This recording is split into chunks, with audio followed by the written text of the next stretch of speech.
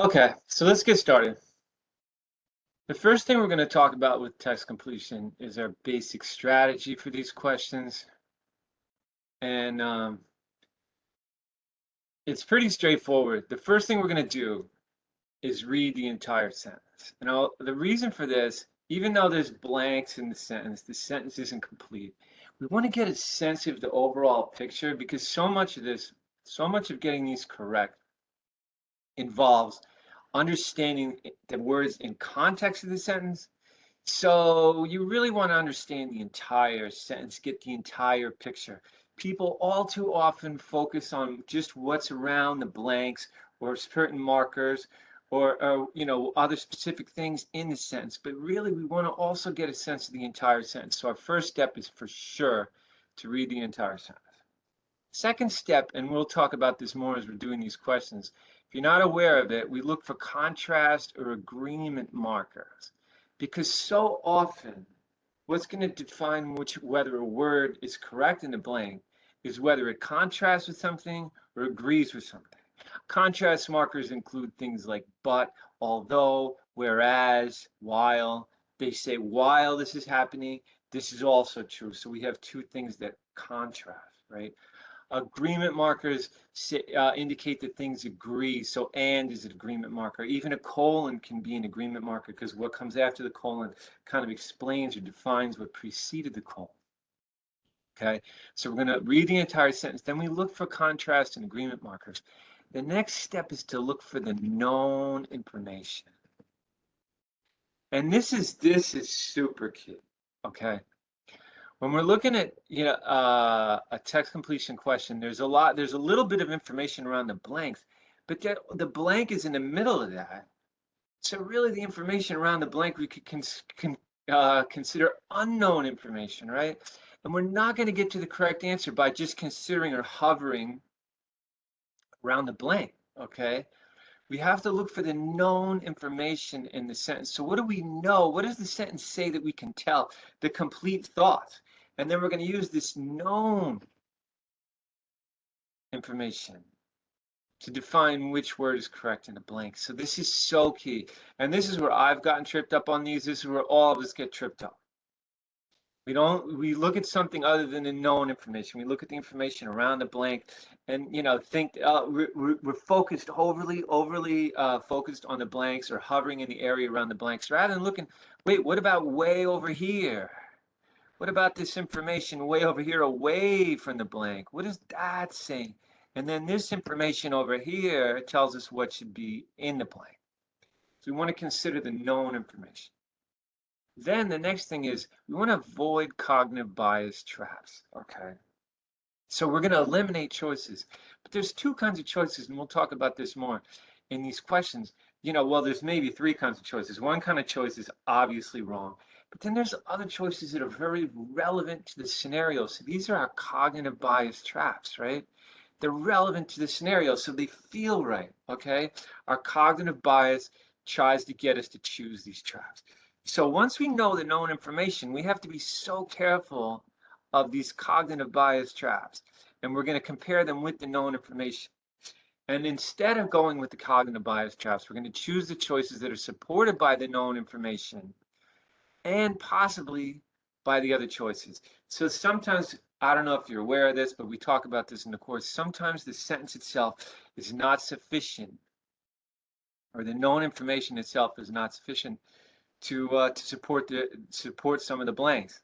Sometimes we have to use some of the information to get to some of the choices, and then use the other choices to support the further choices. Okay. So here's our strategy. We're going to read the entire sentence. We need this. We need to get a holistic picture. Then we're going to look for those contrast and agreement markers. We're going to consider the known information. It's so important. The known information is our support for our choice, right? So we consider that known information. Then we avoid cognitive bias traps like the plague. And this is huge. Okay, this is where we all go wrong. I saw a question just the other day, and I've been doing this for years, and it was so cool how like I did it quickly. If I do these quickly, I get rocked too. So maybe I should throw that in there. Like so much of this is just about being careful. I've been doing this test prep stuff for ages. I've been looking at these tests for ages. And if I'm not careful, if I just breeze through a question when I'm setting up for a webinar and go, oh, it's probably B, I will get smoked too. So much of this is about being careful and avoiding these cognitive bias traps. And then finally, we choose the choice that is supported by the known information and the other choices. So let's talk a little more about these choices. Okay, so the difference between trap choices and correct answers is the following. Trap choices can fit the scenario, right? Oh, if we're talking about a politician, you see a choice about corruption or a choice about voting or something that seems to have something to do with a politician, but it doesn't have, it's not supported by the known information, right? So that's a trap choice. Oh, corruption. What else are politicians involved in? I don't know. What are they known for? Legislation or pontificating or all these things that you might say, oh, it's a politician. You're certainly pontificating. You know, they fit the scenario, but they're not supported, not supported. So they're trapped. They're so tempting though. You read through the sentence, you're like, yeah, I totally get it. No, it's not supported. The other thing they can do is they can fit part of the sentence, but not all of it. So for instance, a trap choice might pick up on the fact that a politician is corrupt, but then we could have a contrast marker in there like but that says this other thing is going on. So if you miss the contrast marker, then you're thinking corrupt, and then you might think, I don't know, criminal or whatever it is. That would fit with corrupt, but then you miss part of the sentence, the contrast marker or something else that says, no, it's not that choice, even though it goes with corrupt or goes with politician, but it doesn't fit the entire sentence. So we have to be so careful to see the entire picture, right? So how much of this is about care? Notice so much of this is just about being super careful. And we had a lot of it is having respect for this test. This is a test for graduate school, right? It's a test for, people take this to go into master's programs, PhD programs, all kinds of things. So it's not going to be an easy test, even though theoretically just filling a word in a box is an easy thing to do, right? It's not going to be, we have to have some respect for this test and realize it's not that easy, okay? So that's why we have to be so careful and so paying attention to details, so careful to look for this known information. It's because this test is a test for graduate school. So of course we're going to have to be sophisticated and careful in the way we go about answering these questions. And finally, so that we talk about these two ways trap choices are traps, they fit, but they're not really supported. And the difference is correct answers are clearly supported by the known information. So and this is key. This was the big aha moment for me as well when I was studying this, was seeing, wait, this choice really does seem to fit the sentence, but it's not really supported. There's nothing here that makes me think this choice is really correct. It's not necessarily wrong, but I need some support, right? So correct answers must be, there's going to be some reason why we could argue that this choice is supported, it fits. Okay, I take that back. It doesn't just fit, it's literally supported. So if somebody's corrupt, there's going to be something about lying or bribery or something that says corrupt. If somebody is elitist, there's going to be something that makes it about him thinking, that there's these elites that are, more deserving than other people. There's going to be some kind of support. And let's take a look at a little example here, a little mini example to see what I'm talking about. Take a look at this.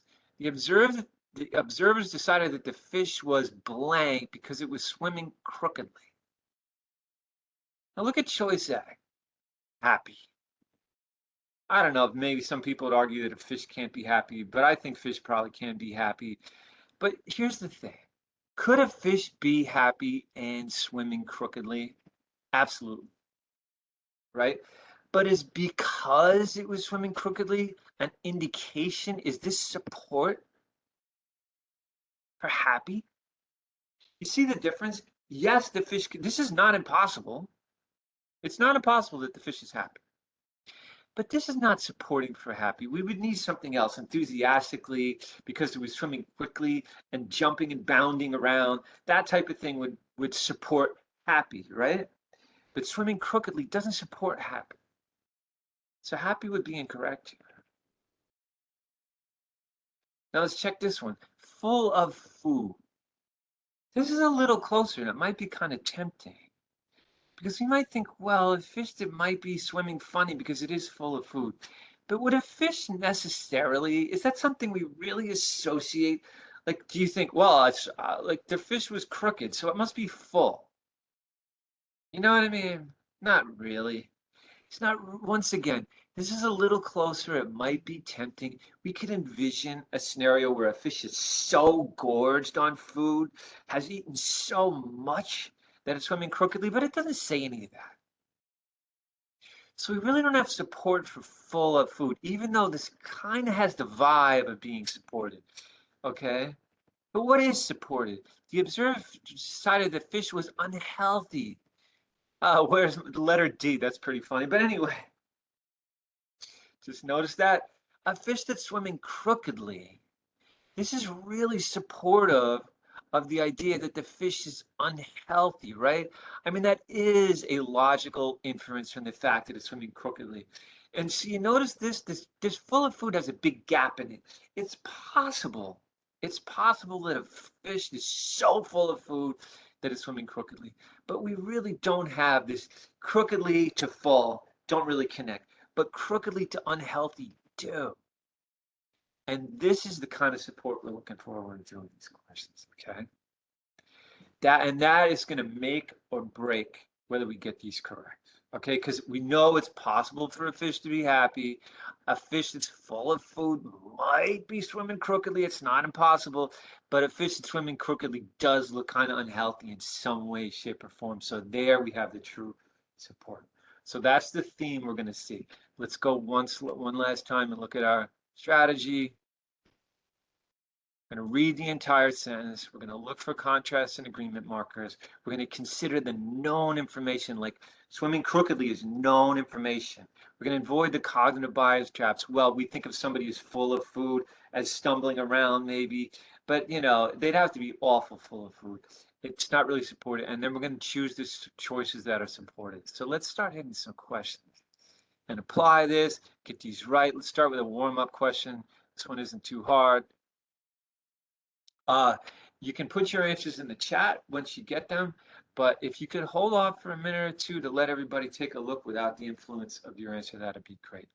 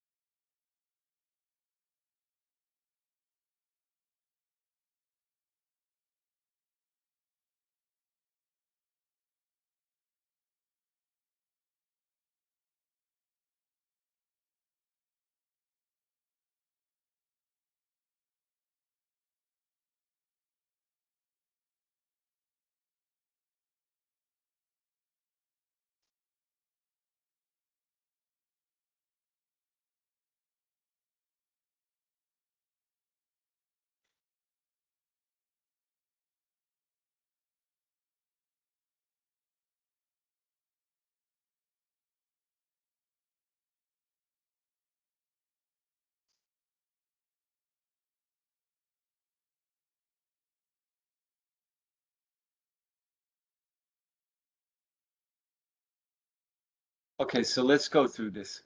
And before we do it, as someone's asking, isn't unhealthy associated with crooked also cognitive bias? Not really. I mean, I don't know if that's a perfect question, that little mini example that I wrote there.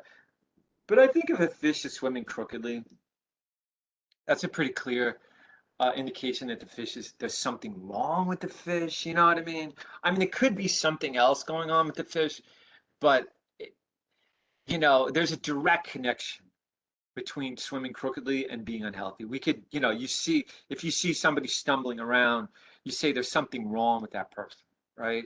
You're not gonna, you know, if I say, well, he's full of food, does that really make somebody stumble? Not necessarily. So there we have sort of two steps we have to take.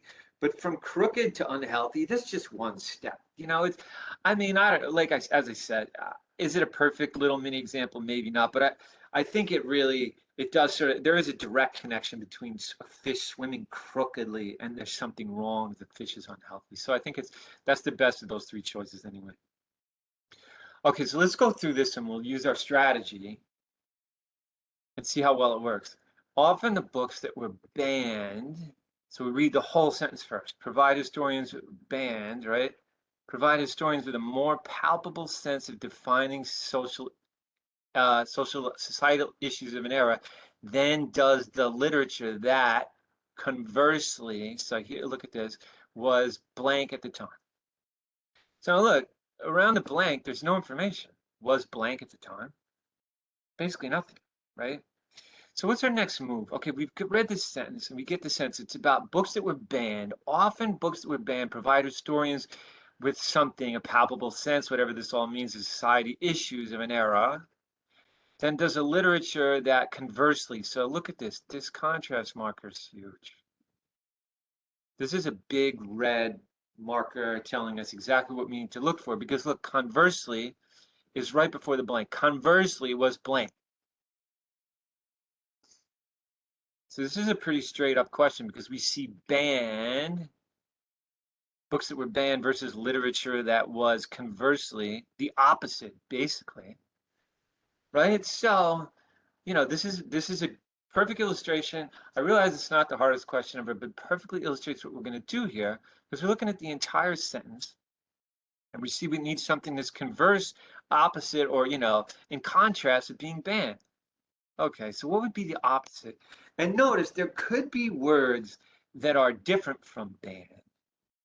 They aren't necessarily the opposite, you know?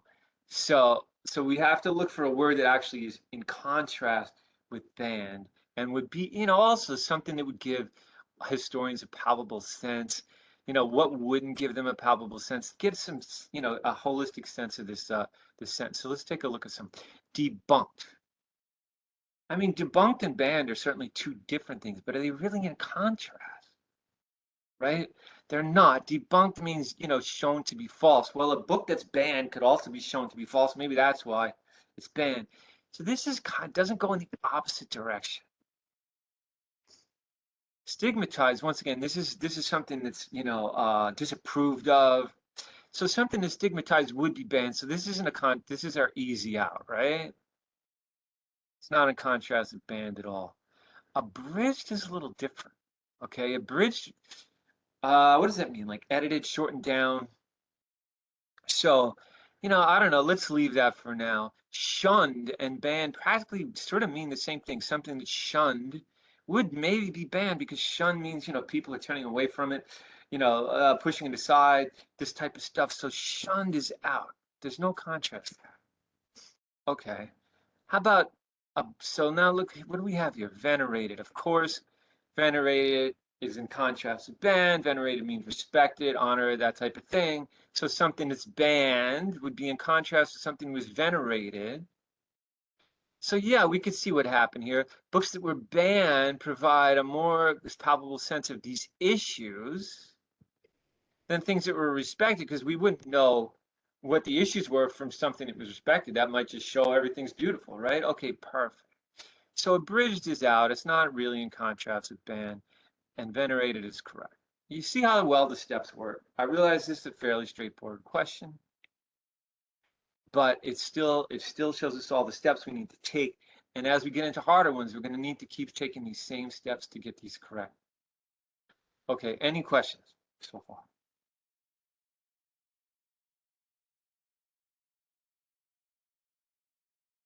Okay, let's step it up a little.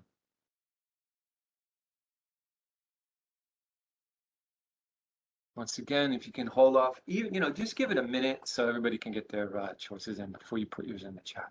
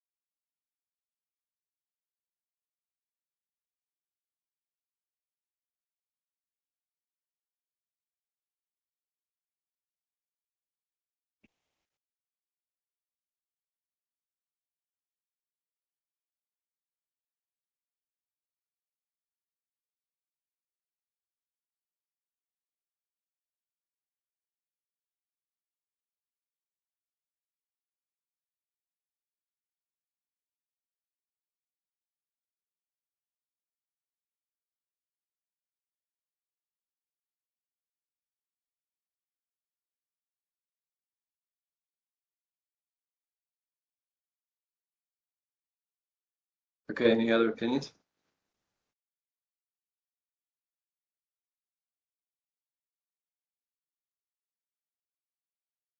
Okay, cool. Let's go through this.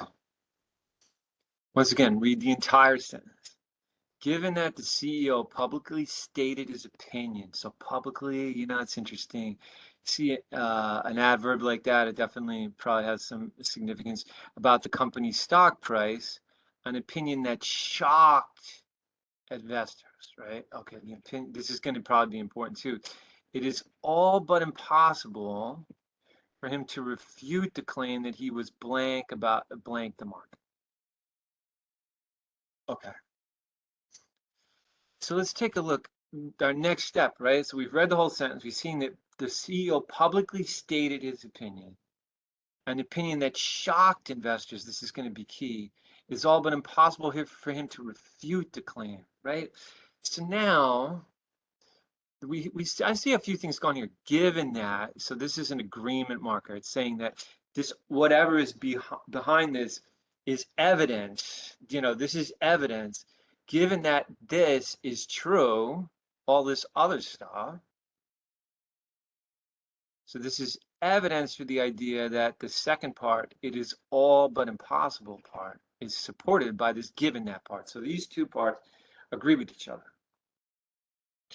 It's all but impossible for him to refute. Look at this. So this is a contrast marker, right? If we say refute, it means prove incorrect. So it's kind of a contrast marker. We have to be so careful with this because we're not, because we're starting off with some support with this evidence, and then we jump to this contrast to saying, well, he can't refute the claim. It's all but impossible to refute. It's impossible. So this means it's basically impossible for him to refute. So this is going back and forth. Impossible to refute the claim that he was blank the market. Okay. So let's take a look at these choices and watch out for cognitive bias. And remember that the correct answer has to be supported by all the known information. So it has to be an opinion that shocked investors, was publicly stated. Look at all this known information. It's publicly stated about the company's stock price, an opinion that shocked investors. So what does all of this support? What would be impossible for this person to refute? And by the way, impossible to refute means it is true, right? This is like a double negative. It is true that the CEO is blank the market. So what is supported? The CEO publicly stated an opinion about the company's stock price and shocked investors. So does that mean it must be true? It is impossible to refute, which means must be true. I'll even put that here. Impossible to refute means must be true, right? So we have like a double contrast there. It's impossible, but refute, so it must be true. Does that mean it must be true that the CEO is accurate in assessing the market? Now notice the CEO could be accurate. And it's, and just look at the cognitive bias here. Accurate in assessing the market. We all try to be accurate in assessing the market. A CEO might be accurate in assessing the market and in making this opinion. But it's not supported. Why would, it publicly stated, is that what's publicly, the fact that we publicly stated an opinion and it shocked investors, that mean we're accurate? No, right? So we can this is a pretty tough question. A lot of people miss it. But as soon as you start looking for support in the known information, you can see exactly why this choice is incorrect. How about oblivious? Is this supported at all? Well, it's opinion that shocked investors. It sounds like the CEO might be a little oblivious, but the fact that the CEO publicly stated an opinion doesn't mean that the CEO was oblivious, basically completely unaware of what was going on, right? Oblivious means you don't know what's going on. Do the fact you publicly state an opinion mean you don't know? The CEO, once again, could the CEO have been oblivious and that's why the CEO shocked investors? Absolutely. But is that supported? And this is the big difference in TC, right? Yeah, it's possible that the CEO was a total dunderhead and oblivious to the market, but it's not supported. So oblivious is out. How about willfully disregarding? this is a lot like oblivious. The CEO publicly stated his opinion and shocked investors. It must be the case he was willfully disregarding. Well, willfully disregarding the market would mean you're not paying attention to it at all. So if you have an opinion, then I guess you're not really willfully disregarding the market, because you wouldn't have an opinion if you're willfully disregarding the market. And you might be willfully disregarding a lot of things if you shock investors by publicly stating your opinion. So this is certainly a cognitive bias trap, and people choose it all the time. But it's not supported. It doesn't fit. In fact, it's in contrast with what the passage says, or the sentence says, because the known information says, because it says he has an opinion. If you have an opinion about something that shocks people, you're not willfully disregarding anything. Okay. How about this? Reticent. It must be the case. What does reticent mean? Does everybody know what it means? Anyone want to drop it in real quick?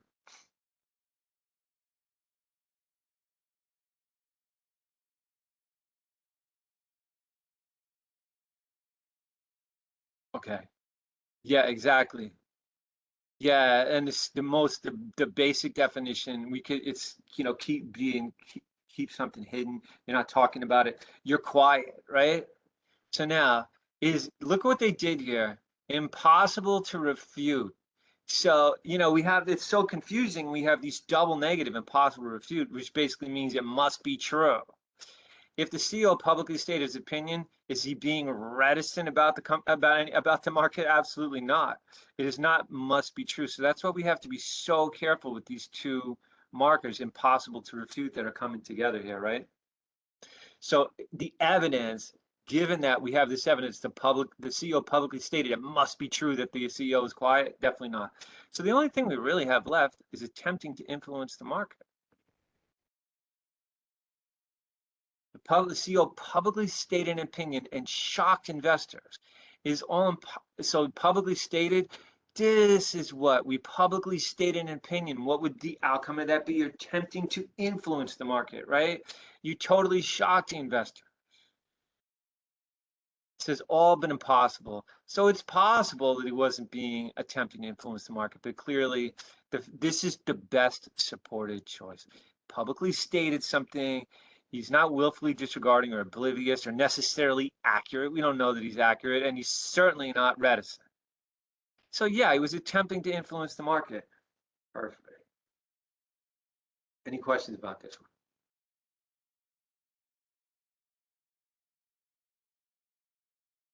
And notice there were only a couple words, possibly oblivious. That's a pretty common word, though. Reticent is the only kind of GRE word in the question. And still, people choose a lot of these other choices, right? And so what do we have to do? We have to be careful. We have to look at that known information. We have to look for support so we don't get these cognitive bias choices that all sound like things the CEO could have been doing. So important. This is how we're going to get these right 100% of the time. And whether they're 2 blank, 3 blank, whatever, these basic principles are going to apply. You're going to get 100% correct if you're careful and do this. Let's hit the next one. Still 1 blank, but this one's getting harder.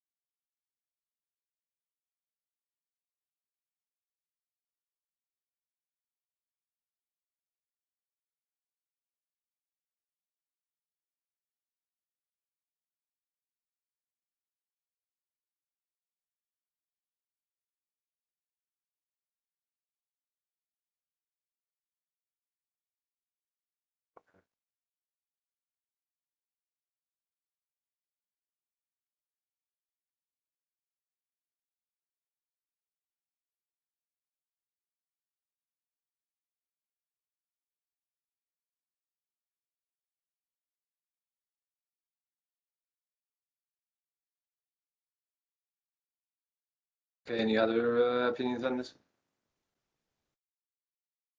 So far we have 3 different ones.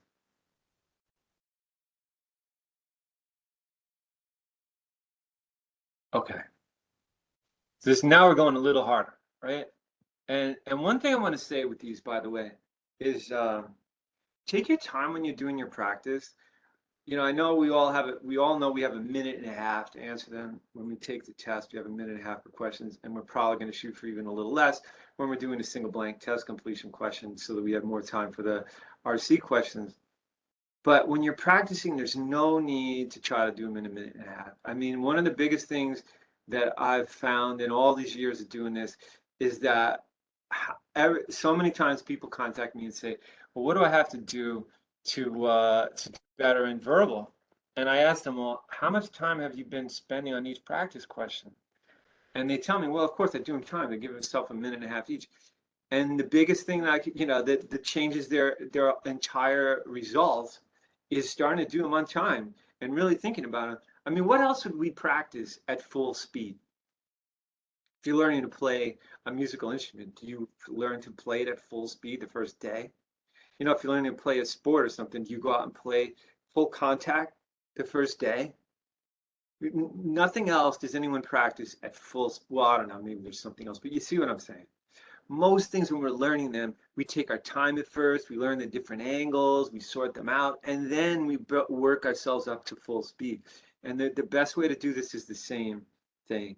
It works much better to start off doing them slowly, get your accuracy up to like 90, 100%. And then once your accuracy is super high, like why not 100% in one blank text completion, or very close to it. Then once you get that high accuracy, then say, well, now what can I do to reduce the time per question? That's what works best, as opposed to going, well, I'm going to do them and get 60% correct at 1.5 minutes each, and then try to get them right, more, and try to increase my accuracy while doing them full speed. That doesn't work that well at all, because you're not really giving yourself time to learn. You're not giving yourself time to seal the different angles. It's kind of like learning a new job. You don't do it super fast the first day, but you do it well. You don't walk into a new job and mess everything up because you've never done it before. You take your time, you figure it out. Even going in the mailroom takes you 15 minutes. You don't know the way there yet, And then the same thing can take you 2 minutes or an hour, whatever it took you 3 hours the first day. Within 6 months, it's taking you half an hour.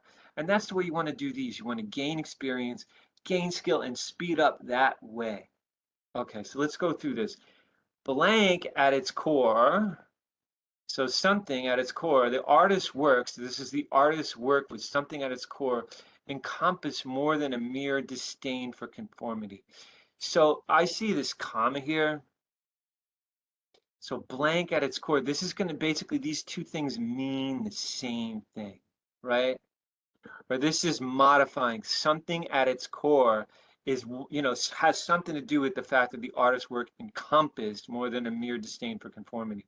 Then we have this semicolon, interesting, we'll talk about this in a second. In his subject matter, his choice of materials, and his execution, the impulse to actively subvert convention was evident. Now, evident is kind of an agreement marker, right? This is the case. It was the case. That's what, X was evident. So what was evident is the impulse to actively subvert convention. Okay, so now we got a picture of what the sentence is saying. The artist's work encompass more than mere disdain, more than a mere disdain for conformity. His subject matter choice, all the stuff he did, had something to do with subverting convention. And here we have a semicolon. This is kind of an agreement marker. It's basically saying, unless there was a however or something after this, it's basically we have two parts of the sentence that agree with each other. There's nothing indicating that they contrast, so a semicolon indicates that they agree. So let's see what would agree. So blank, at its core, the artist's work encompassed more than a mere disdain. But we don't know what that more than a mere disdain is until we get to the second part of the sentence. Basically, his choice of all his stuff show that he's subverting convention. Subverting convention. So we need something that agrees with subverting convention. Okay, and there's so much going on here. It's about an artist, disdain for conformity, and also how, but it says more than a mere disdain. So this is something the author's doing as well. And this sort of matches up. Disdain for conformity is similar to subverting convention, but subverting convention is a more extreme version, right? You're not just disdaining, which means you're not into it. You think, you have a low opinion of it. You're actually subverting it. Okay. So we have this whole thing about not being into conformity. That's what we're talking about here. So we're not going to get cognitive bias, let it trap us into anything else. So let's start with the bottom here. Erratic. Is there erratic? What does that mean? Unsteady, irregular. So is there anything here that supports unsteady or irregular? Not at all, right? Okay, so erratic is our easy out in this case. Easy out, erratic is gone. How about audacious? So this is doing bold things, you're audacious. Now, does this artist sound bold? I don't know. I mean, sort of. Is disdain and conformity, how tempting is this choice? Because the artist does sound bold, but is disdaining conformity necessarily bold, doing bold things? I don't know. Is it really supported? Look at and subverting convention. I mean, maybe you're being bold, but maybe you're just subverting convention on the sly. I don't know. How tempting is it to say that this artist is audacious, but it's not really supported? And this is the difference between a correct answer and an incorrect answer. So audacious is out. What about provocative? Provocative, I don't know. It could be. He's subverting convention, doing all these things. Let's keep provocative for now. What about enigmatic? I mean, of all the words in this, I guess this is one of the more GRE words. Enigmatic is not as common as some other words, but it sort of means mysterious or not well understood. Does this really mean that so the artist has disdain for conformity and is subverting convention? Does that mean that the artist was not well understood or mysterious? Yeah, right? So this is out. We got a couple, even audacious kind of, I'd almost be tempted to keep this if I were taking the test. So we have audacious, provocative, and transgressive. What is transgressive? Anyone know the definition of transgressive? Feels like dropping it in.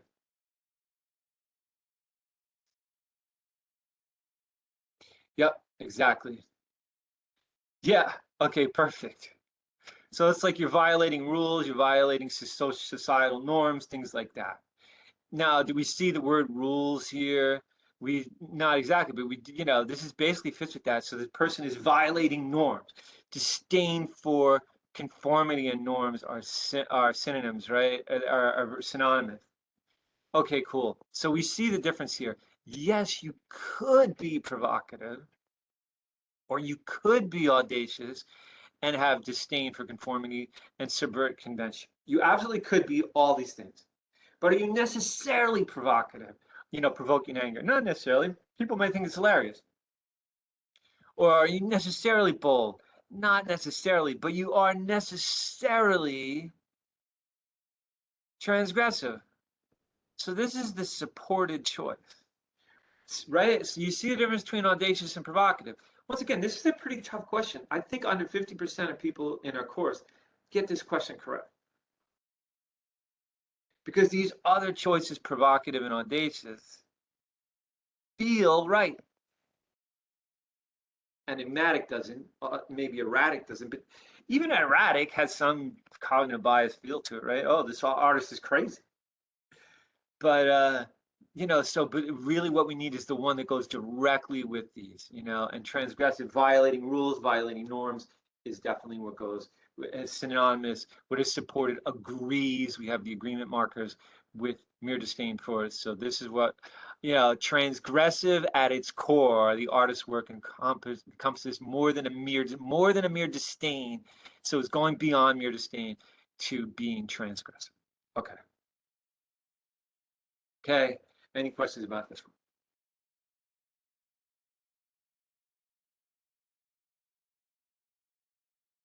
Okay, let's see how this same stuff applies in 2 and 3 blanks. Starting with our warm up.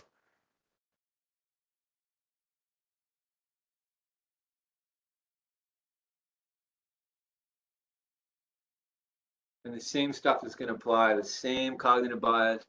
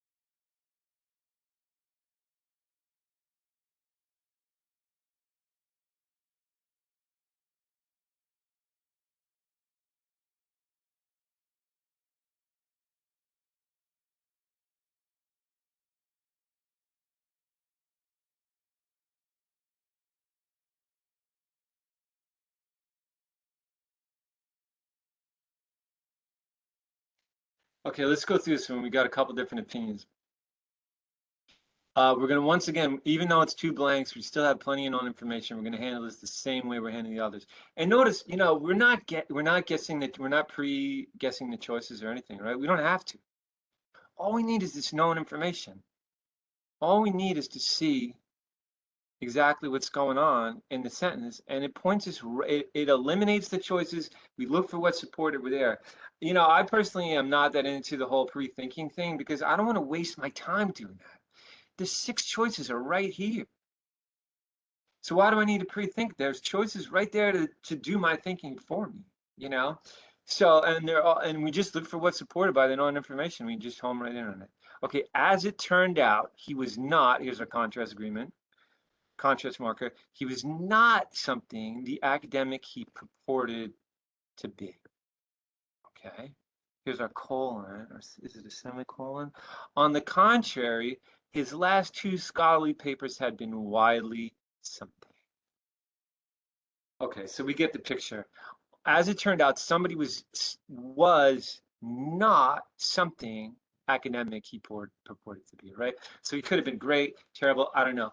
On the contrary, his last 2 scholarly papers had been widely. Now here's, look at this. What if we tried to guess the answers to this? I don't know. We just know from this contrast marker that we see, on the contrary, his last 2 scholarly papers had been widely. Okay, so as it turned out, he was not the lying academic. His last 2 scholarly papers have been widely true. You know, I don't know, respected. So this could be positive and this could be negative, right? Or this could be negative and this could be positive. You know, or this could be, this one could be positive and this one could be negative. So trying to pre-guess isn't going to get us so far in this one, right? This is one where we need the support of both choices to figure out which is correct. Okay, so let's take a look. As it turned out, he was not the rational, let's try rational academic he purported to be. On the contrary, his last 2 scholarly papers have been widely, okay, does any of these the contrary of rational? Well, cited, somebody who's rational would be cited. Discredited, I don't know. Rational means you're logical, you know, makes sense. It sort of works, but it's not really a contrast with rational. So I don't know. We'll think about this one. Misinterpreted, certainly not, right? Misinterpreted and rational are not in contrast. So rational and discredited might work, but let's leave that out for now. Let's hold that for now. How about pensive?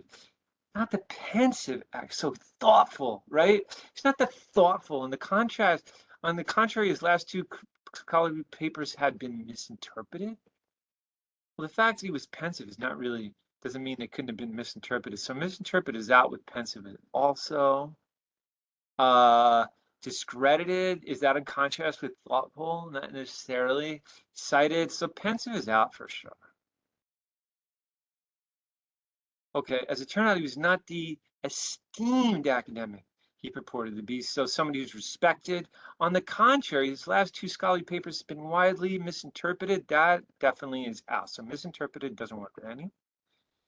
Cited, he was not, if he was esteemed, his papers would have been cited, you know, quoted, respected, put, basically used. So when things are cited, they're respected. So that is certainly not in contrast with esteemed. But we do see, look, if somebody could be respected, he's not respected. In fact, everything he did was discredited, proven to be, you know, no good or false or something like that. Well, yeah, if he was not esteemed, actually he was discredited.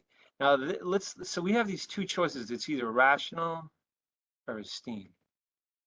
So what's more supported? And that, once again, even though we needed to use the two choices here, we're still doing the same basic thing. We're looking for what is truly supported. And could somebody be, I don't know, yeah, they could be a rational. Rational is sort of a, it's sort of, like if somebody is rational, it certainly is sort of in contrast with being discredited, but it's not a direct contrast, right? What's a direct contrast with discredited? And that's esteem. So you see the difference here. Once again, it's all about support. And, you know, look at these, look at the cognitive bias. Oh, a rational academic. Certainly we could talk about a rational academic. So if we just look at this first part of the sentence, we could absolutely choose that choice of pensive. That's cognitive bias for academic all the way. Esteemed is cognitive bias, you know, okay, it goes with academic. Cited. We certainly constantly talk about citing research, you know, and saying, okay, that we're going to cite this research, we respect this research. Discredited research is discredited. Research is, scholarly papers are misinterpreted. All these things fit the scenario. So we really have to figure out what's supported. And as soon as we do that, we see we have a clear contrast between esteemed, direct contrast, not sort of a contrast like rational, a direct contrast between esteemed and discredited. So once again, even though we're talking about a contrast, we were looking for this exact support. We find it, we get it correct. And this is another one that a lot of people miss. Let's go up a little harder.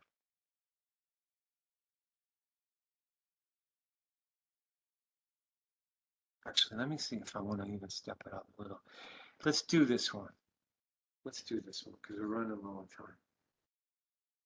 And please hold off on your choices for a minute so that everybody gets to try it without getting influenced one way or the other.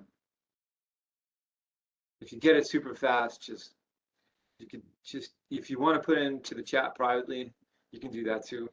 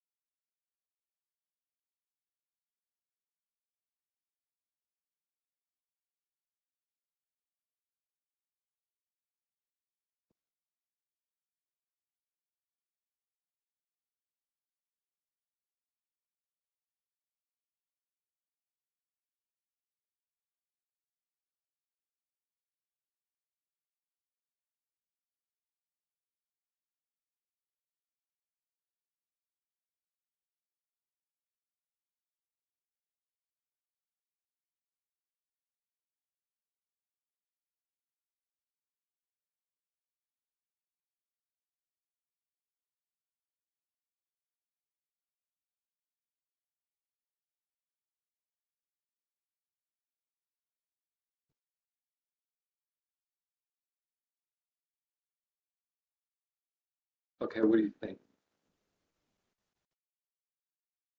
If you think something, yeah. Feel free to take your time.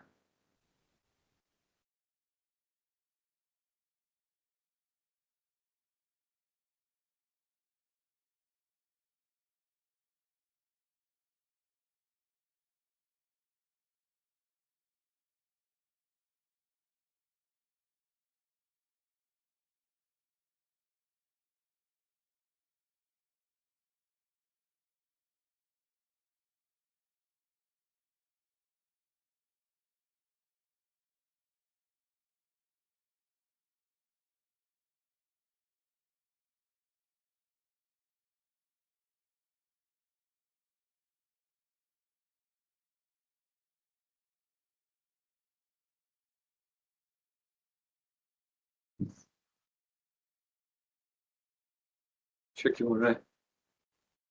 Definitely tricky.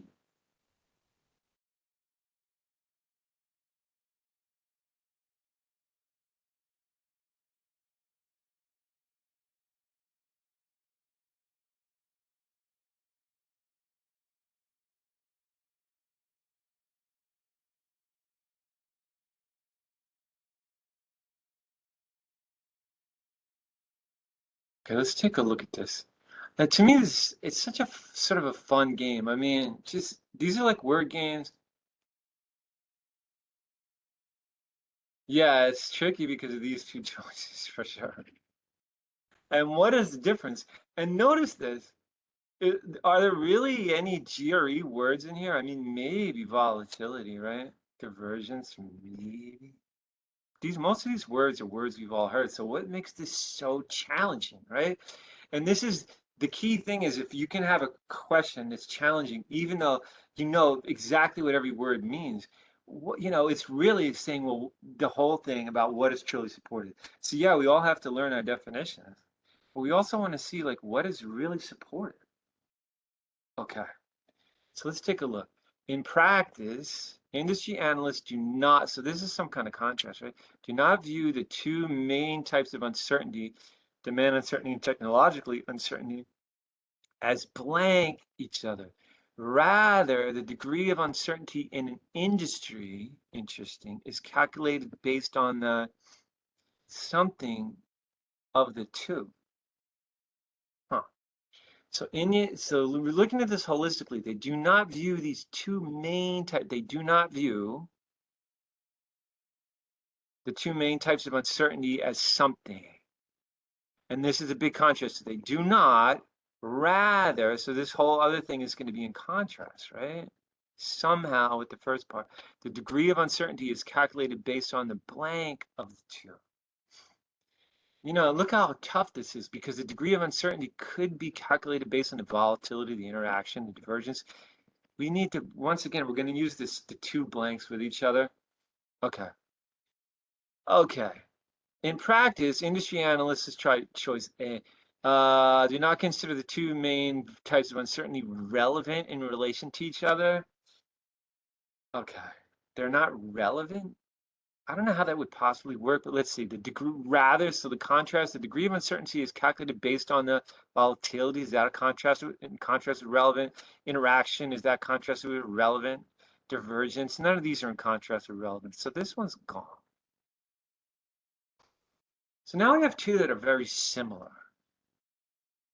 Okay, in practice, industry analysts do not view the two main types of uncertainty as blank from each other, so separable from and distinct are very similar. So let's look what would be in contrast with both of these. Let's do that. I mean, that's one hack we could use, right? Let's narrow these choices down if possible.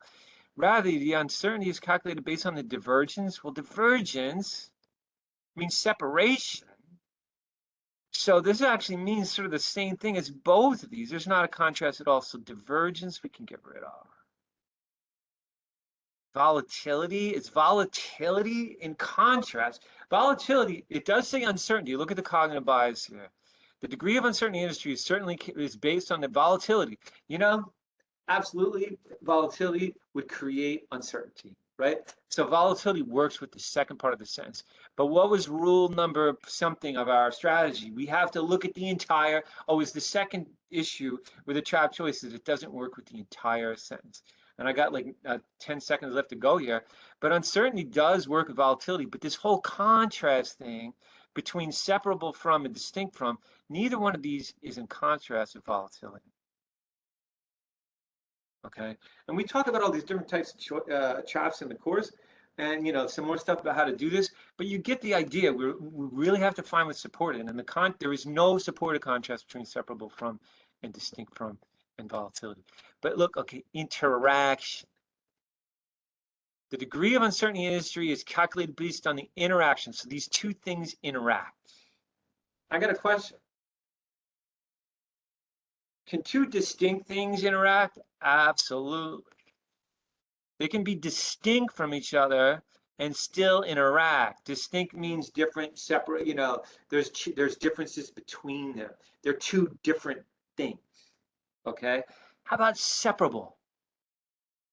It says the degree of uncertainty is based on the interaction, so we can't separate the two when we're calculating the uncertainty. We have to keep them together because they interact. They're not separate. So they are distinct, two different things, but they aren't separate.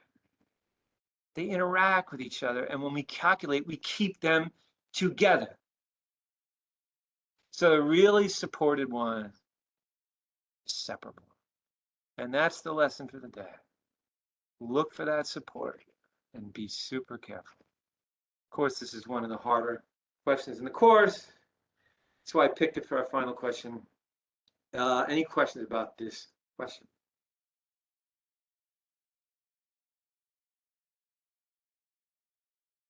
It is very tricky. It took me ages to get it right the first time I saw it.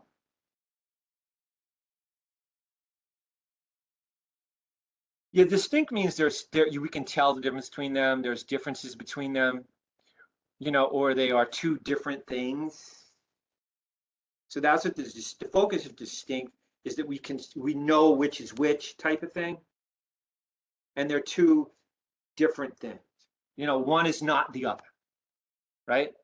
So like if we say, well, these are two distinct types of things, that means they're not mixed up. They're not somehow there's no gray area to saying which is which, right? They're not mixed up with each other. It's not like a species where we can't really tell, well, is this really a different species or not? No, these are two different types of uncertainty. Demand uncertainty is distinct from technological uncertainty, okay? Demand uncertainty is caused by demand. Technological uncertainty is distinct from that because it's caused by technology. So these are two different things, but they aren't completely separable from each other. They interact. So that's why separable is supported, because we're saying, well, we base our calculations on the interactions. So they're two different things that interact. They're not completely separate.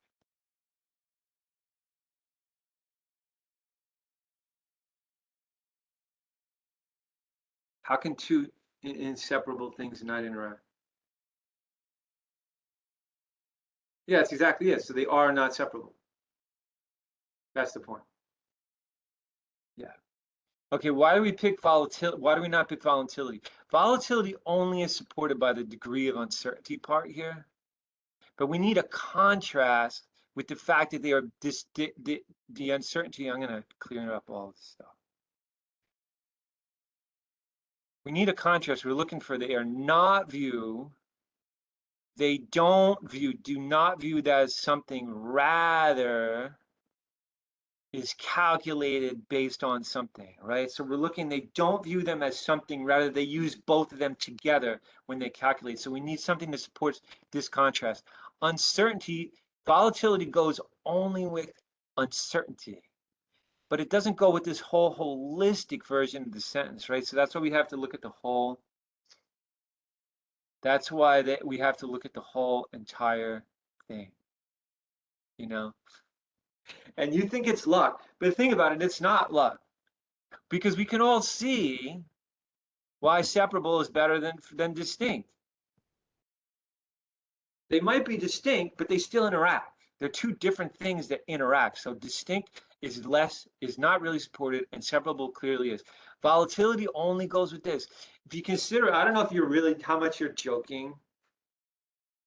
I don't know how much you're joking about it being luck. Okay, fine. But I mean, it's like, I totally get what you're saying. But you know, the more you do them, the clearer it becomes, and you're like, well, I don't know why I ever thought these were hard, because now I totally get how to support. And then the only thing, it gets down to the point where, as long as you had the vocab, you can get them all correct.